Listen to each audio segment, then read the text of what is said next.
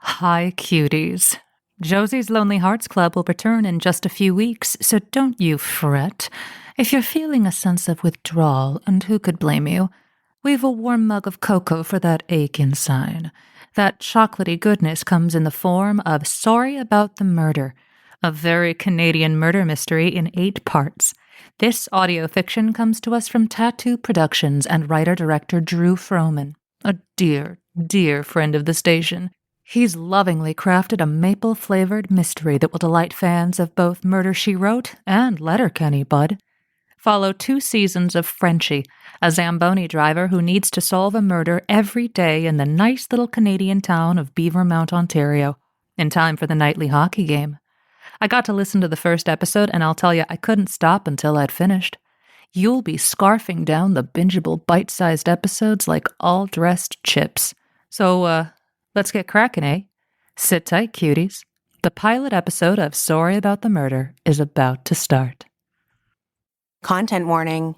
This episode may contain descriptions of violence, excessive drinking, unsafe driving, and murder. Listener discretion is advised.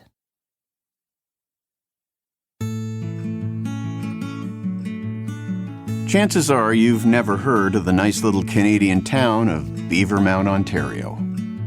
And truth be told, that suits the folks around here just fine. Not to say that they're an unfriendly lot. Quite the opposite, in fact. The good people of Beavermount, Ontario just might be the most friendly, helpful, and unfailingly polite bunch of folks in the whole of Canada. Which, as you might already know, is a pretty high bar. In most ways, it's not much different than any other small town across this great land. Except for the fact that every day in the nice little Canadian town of Beavermount, Ontario, someone gets brutally murdered.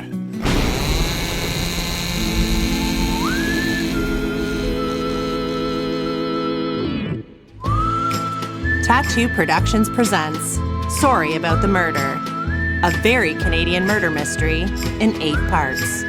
Part 1, Bonjour Beavermount.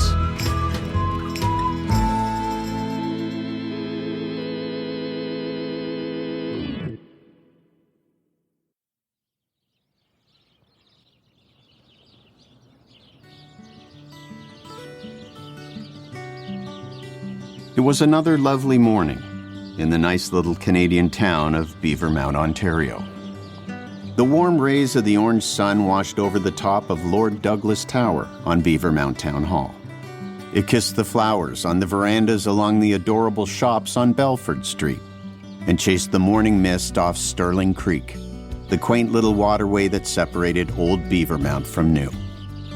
Across Stirling Creek, just down Horn Road, a lean, betooked, unshaven man, holding a can of Pepsi Cola, ambled out of the low-set apartment building beside the old hydro station. This was Gaetan Arsenault. But seeing as he was the only francophone in the Ontario town of Beavermount, everyone just called him Frenchie. Another beautiful day for a hockey game. This being a crisp April morning, Frenchie saw his breath casting wispy shadows on the gravel as he made his way to his job as assistant custodian of Beavermount's local hockey rink, Roger Harrisford Municipal Arena. It was Frenchie's job to open the rink each morning, while his boss, Scotty McDonald, head custodian, would close the rink at night. That'll work for me good. I'm morning person anyway. Frenchie made his way along Horn Road, waving to the folks starting their day. Like old Theodorus Lang, who was scraping the frost off the windshield of his pickup, Julie Boychuk on her porch, and Mrs. McAllister, diligently refilling the many bird feeders hanging in her front yard. A short walk through King Edward Park, and Frenchie arrived at Roger Harrisford Municipal Arena.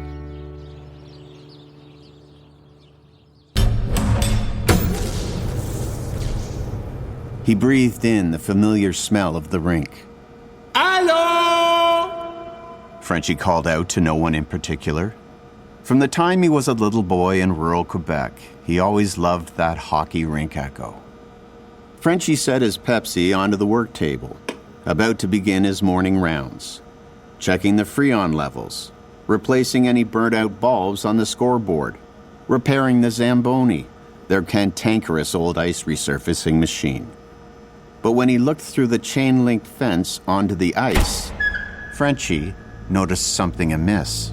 What the heck?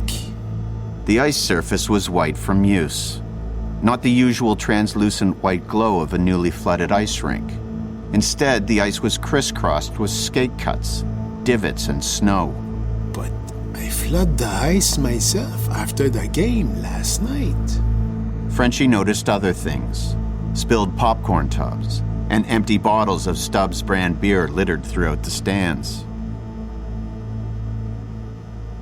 Not sure what to do except clean things up, Frenchie got to resurfacing the ice, so it was ready for the morning's first scheduled practice. Wiping off his steel toes on the rubber mat, Frenchie slid out onto the ice and moved the nets over to the boards.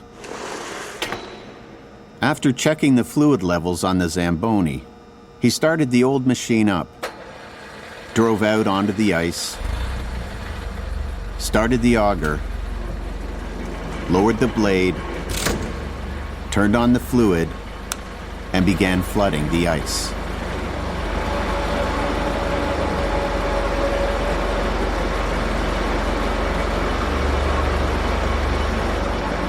Truth be told, this was the part of the job Frenchie loved best. The perfect melding of machine and man. Getting the drift just right.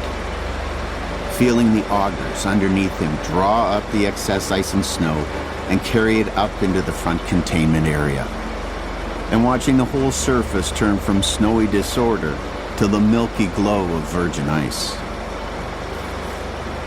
The Zamboni was feeling sluggish this morning, but the poor machine had been held together with nothing more than duct tape and prayers, even before Frenchie had been working here. The flooding complete, Frenchie drove the Zamboni off the ice into the rear area. He opened the large double doors that looked out into the gravel parking lot. Then rumbled out to the large snow pile at the corner of the lot, just near old Mrs. Wagstaff's house. Frenchie eased the Zamboni right up to the pile. Then he pulled the rightmost lever on his control panel. With a groan, the Zamboni's front containment bin rose, slanting it forward steeper and steeper.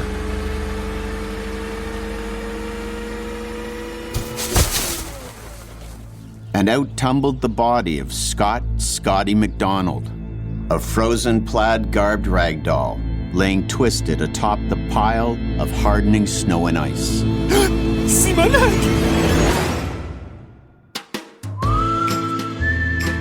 In the next installment,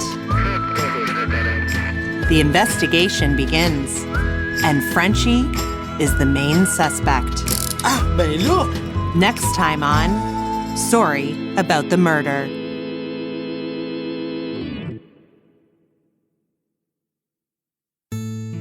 Hi everyone, this is Drew Froman, the writer and director.